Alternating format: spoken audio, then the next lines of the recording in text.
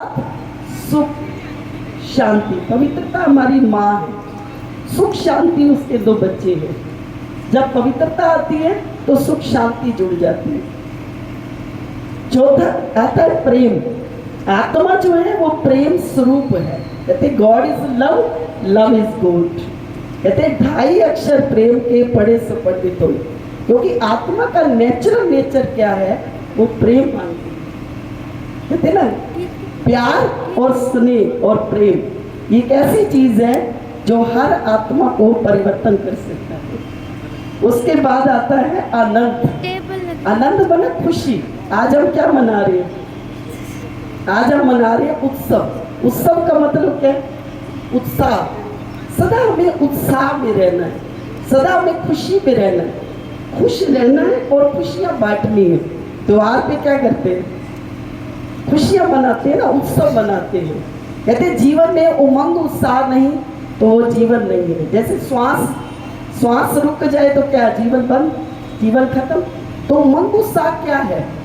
उत्साह है हमारे जीवन का श्वास। इसलिए हमें सदा खुश रहना है और सबको खुशियां बांटनी है। लास्ट आता है शक्ति। जब ये 6 गुण मिलते हैं तो आत्मा के अंदर शक्ति आती है। तो 87वें महाशिवरात्रि के पावन पर्व पर इन 7 इनेट वैल्यूज को हम बार बार समृद्धि में लाएं और उसका जैसे वो नेचर बन जाए। जैसे ये 5 विकारों को हमने यूज किया वो हमारी नेचर बन गई। हमें अभ्यास नहीं करना पड़ता, वो आ जाता है ना। ये विकार आ जाते हैं क्योंकि इनको हम यूज करते रहे। और जो 7 इनेट वैल्यूज है इनको हमने यूज नहीं किया। यूज ना करने से ये हमारी नेचुरल नेचर नहीं बनी। अब इसको नेचुरल नेचर बनाना, इसको रियलिटी में लाना। तो इस समय परम पिता परमात्मा शिव बाबा का हम बच्चों को यही संदेश और यही आदेश है कि बच्चे अपने आप को पहचानो और मेरे से संबंध जोड़ो। जितना पिता परमात्मा से हम अपना दिल का संबंध जोड़ेंगे, क्योंकि परमात्मा के साथ दिल की तार जुड़ती है, दिल की तार के साथ दिल का प्यार जुड़ता है, प्यार से तार जुड़ती है। तो इसलिए अपने आप को हम उस परमात्मा की संतान समझते हुए आत्मिक दृष्टि रखें। बाबा ने कहा जब देखते हो तो किसी को कैसे देखो? कहते देखो मगर प्यार से। प्यार से कब देखेंगे? जब हर एक को आत्मिक दृष्टि से देखेंगे। जैसी हमारी दृष्टि होगी वैसी सारी सृष्टि होगी, वैसी हमारी वृत्ति होगी, वैसी हमारी कृति होगी। तो इसलिए हमें सबसे पहले अपने दृष्टि और दृष्टिकोण को पॉजिटिव बनाना है और परमात्मा की हर एक को संतान समझते हुए सबको रिस्पेक्ट और रिगार्ड देना है, सबका भला सोचना है, सुख देना है, सुख लेना है, दुआएं देनी है, दुआएं लेनी है, खुश रहना है और क्या बांटना उत्सव पे? खुशियाँ बांटनी है। और जितनी हम बांटेंगे उतनी बढ़ती जाएगी। समय की सीमा का ध्यान रखते हुए मैं आज के इस महाशिवरात्रि के पावन पर्व की आप सबको फिर से पुनः बधाई देती हूँ, बधाई देती हूँ। बधाई हो। ओम शांति, ओम शांति। बधाइयों से भी झोली भर दी और ज्ञान रत्नों से भी झोली भर दी बिंदु दीदी ने। बिंदु दीदी का बहुत बहुत शुक्रिया। और अब मैं अनुरोध करी हूँ बहन पिंकी कटारिया जी से जो अपना गीत हमारे समक्ष रखेंगे। बहुत ही सुंदर गीत के बोल हैं। तूने मुझे दाता बहुत कुछ दिया है, तेरा शुक्रिया है, तेरा शुक्रिया है। जो शुक्रिया करते हैं उनके मन के सारे शिकवे समाप्त हो जाते हैं। ये भी बहुत बड़ी पावर है। कौन सी? शुक्रिया करने की पावर। कौन कौन करते हैं शुक्रिया? कौन कौन करते हैं? वेरी गुड, सभी करते हैं। चलिए मिलके करेंगे पिंकी बहन के साथ। मुझे तूने दाता बहुत कुछ दिया है।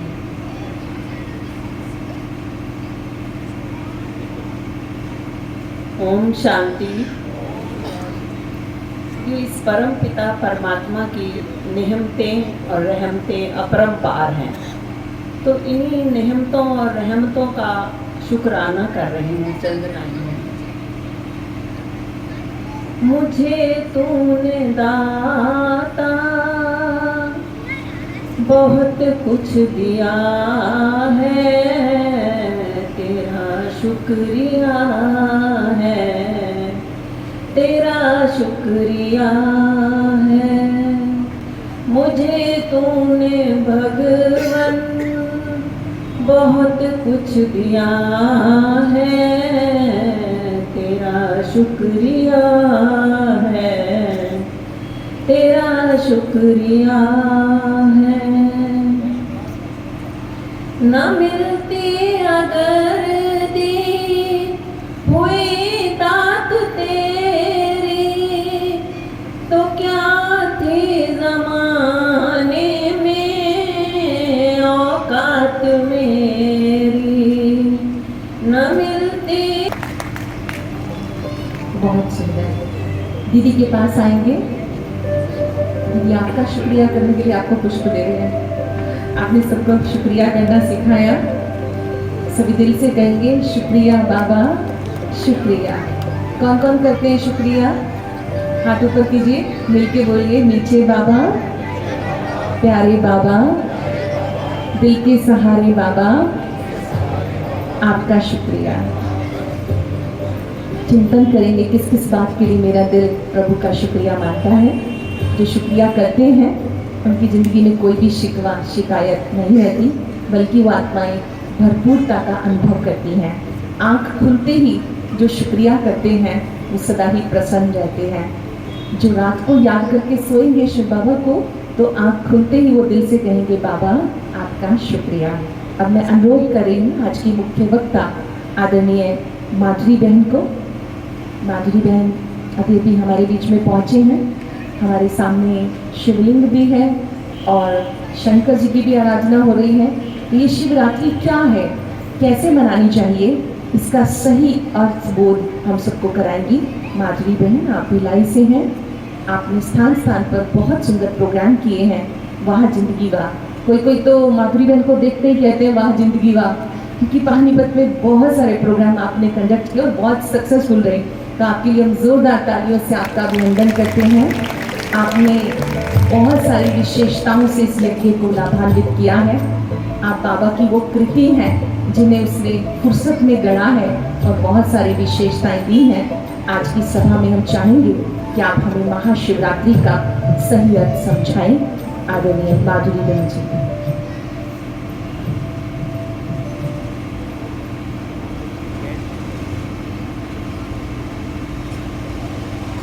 ओम शांति, ओम शांति।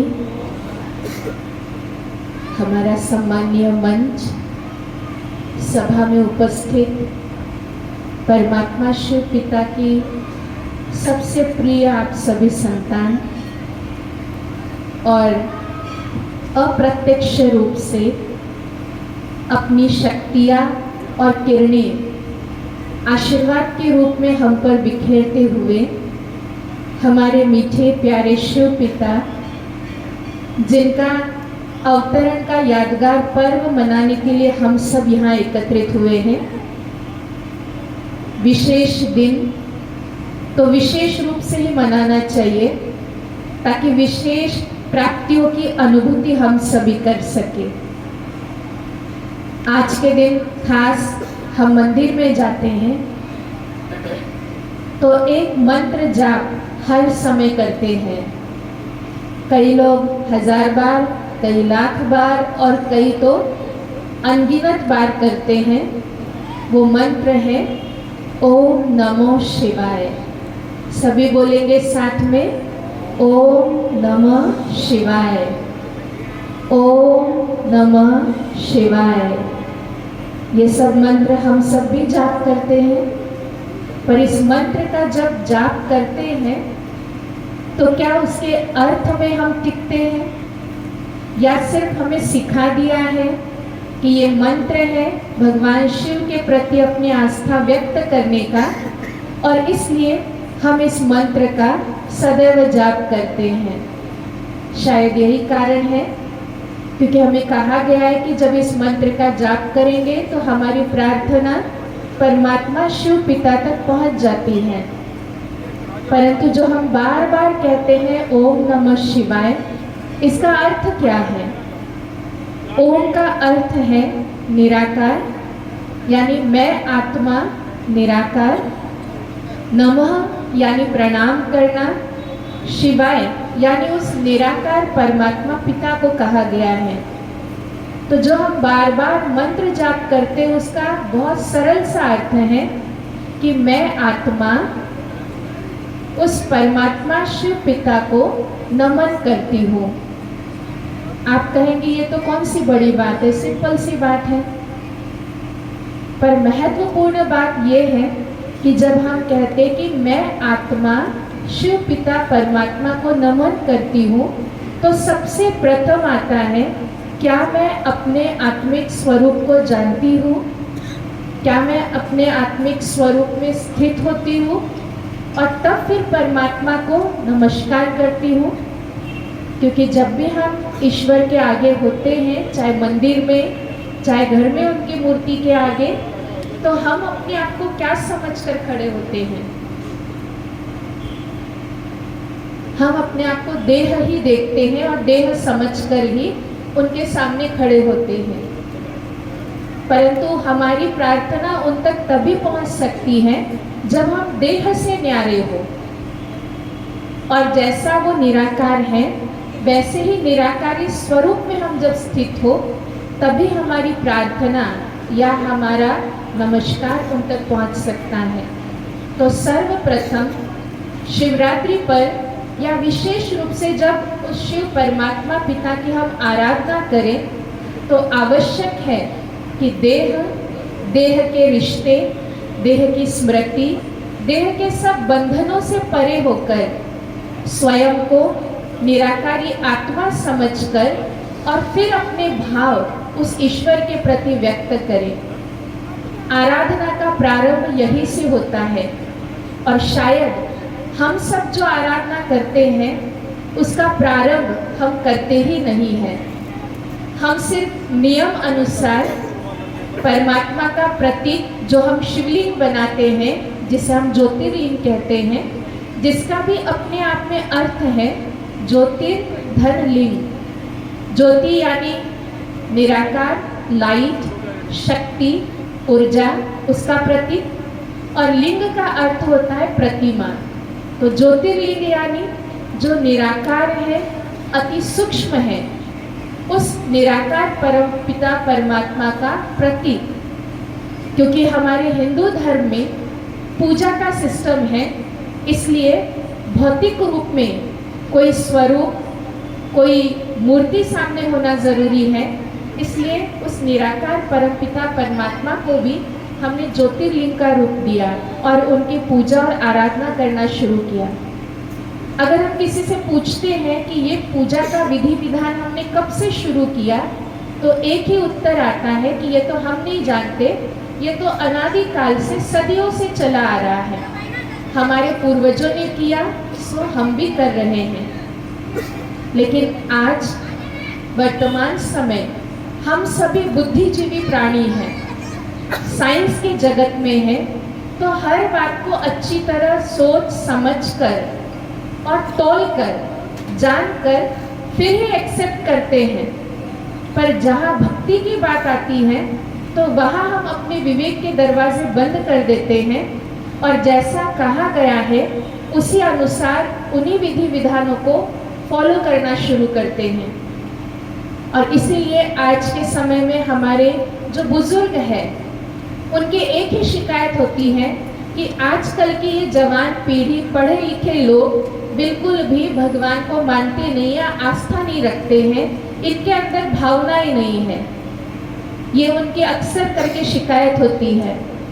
पर अगर वो भी थोड़ा सा विचार करे कि आजकल की जो जवान पीढ़ी या जो पढ़ी लिखी पीढ़ी है, वो हर बात को सोच समझकर, जानकर और फिर उसे फॉलो करना चाहती है।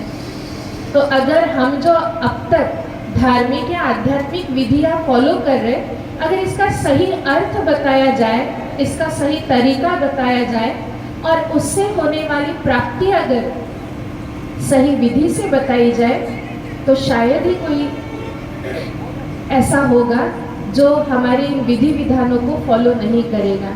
चाहे वो कितना भी शिक्षित हो।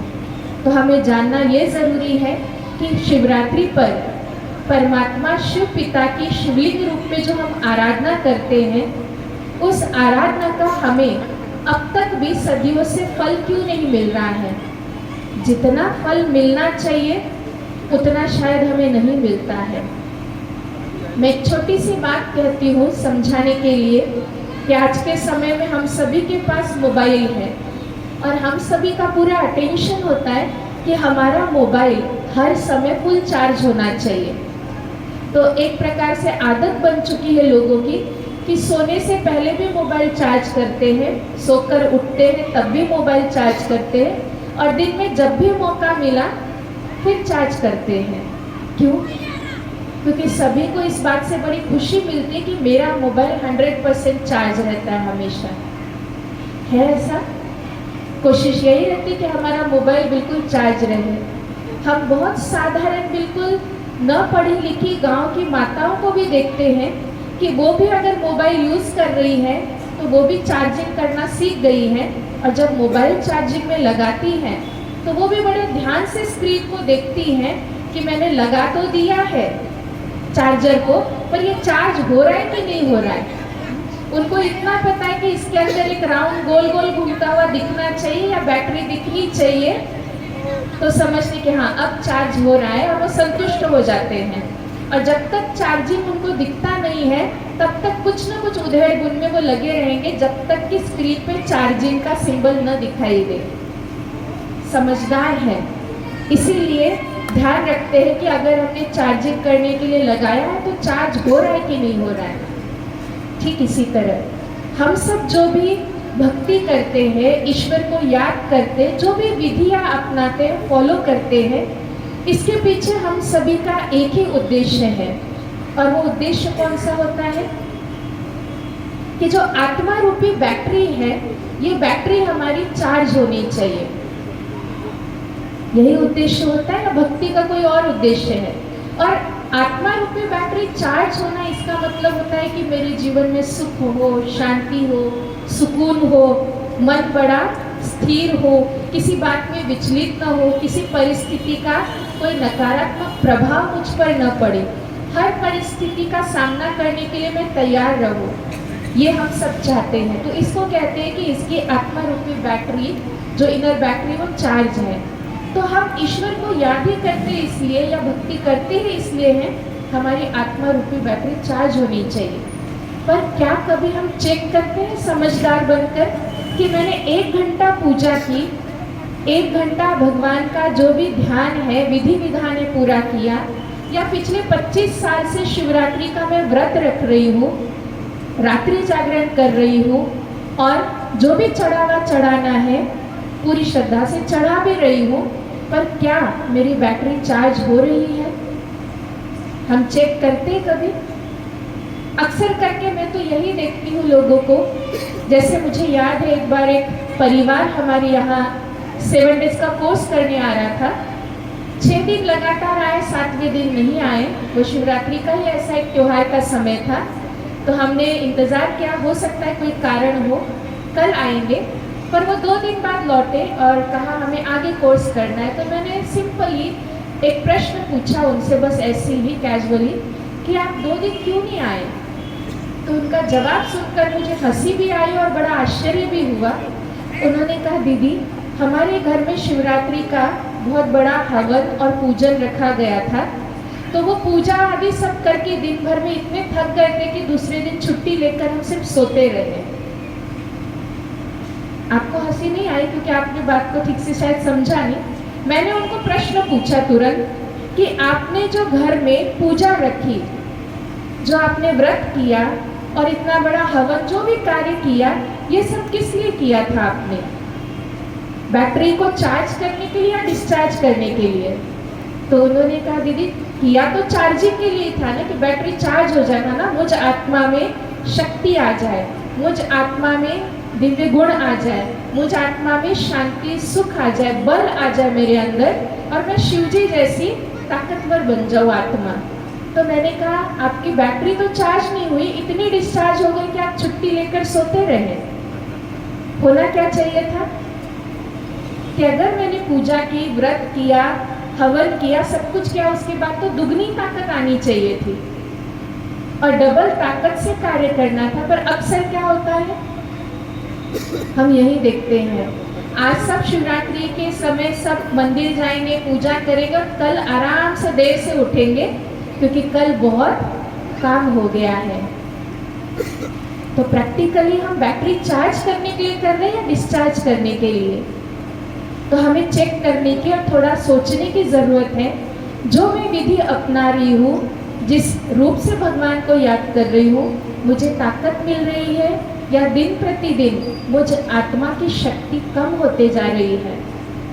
अगर मेरी विधि सही होगी तो मेरे अंदर शक्ति ज़रूर आएगी, और अगर विधि मेरी सही नहीं है तो भले समय कितना भी दूँ और कितनी भी विधि अपनाऊं, पर मेरा चार्जिंग नहीं हो सकता है। तो क्या असली में विधि है? जो हमारे प्राचीन काल से जो सिस्टम चला आ रहा है, उस सिस्टम को गहराई से समझने की आवश्यकता है। हम सभी महाशिवरात्रि के दिन रात्रि जागरण करते हैं, व्रत करते हैं यानी उपवास करते हैं, फिर मंदिर में जाकर शिवजी पर जल चढ़ाते हैं, दूध चढ़ाते हैं, अख धतूरा चढ़ाते हैं, बेलपत्र चढ़ाते हैं और बेर चढ़ाते हैं, परिक्रमा करते हैं उनकी, और हम समझते हैं कि हमारी पूजा पूर्ण हुई। एक और बड़ी अनोखी बात होती है, आप जब भी किसी अन्य मंदिर में जाते हैं, अन्य देवी देवताओं के पास जाते हैं, तो आप वहाँ पर जो भी भगवान के नाम पर चढ़ावा चढ़ाते हैं, जो भी फल या कोई भी मिठाई जो प्रसाद रूप में चढ़ाते हैं, तो आप चढ़ाते यानी उनके चरणों को स्पर्श करते हैं, थोड़ा सा मूर्ति के चरणों में पंडित जी के पास छोड़ते और बाकी वापस ले लेते हैं, और फिर उसे बड़े आराम से घर आकर सबको मिल बांट कर खाते हैं कि ये भगवान का प्रसाद है, ये देवी माँ का प्रसाद है, फलाने देवता का प्रसाद है। नारियल भी चढ़ाते हैं तो पंडित जी नारियल फोड़ने के बाद सिर्फ एक छोटा सा पीस मूर्ति के चरणों में अर्पित करते, बाकी नारियल आपको लौटा देते और आप आकर सबको बांटकर उसे खाते हैं। पर जब शिव जी की हम पूजा करते हैं तो उनके चरणों में हम जो भी चढ़ाते हैं वो हम वापस नहीं लेते हैं, प्रसाद रूप में घर में जाकर उसे बांटकर हम खाते नहीं हैं।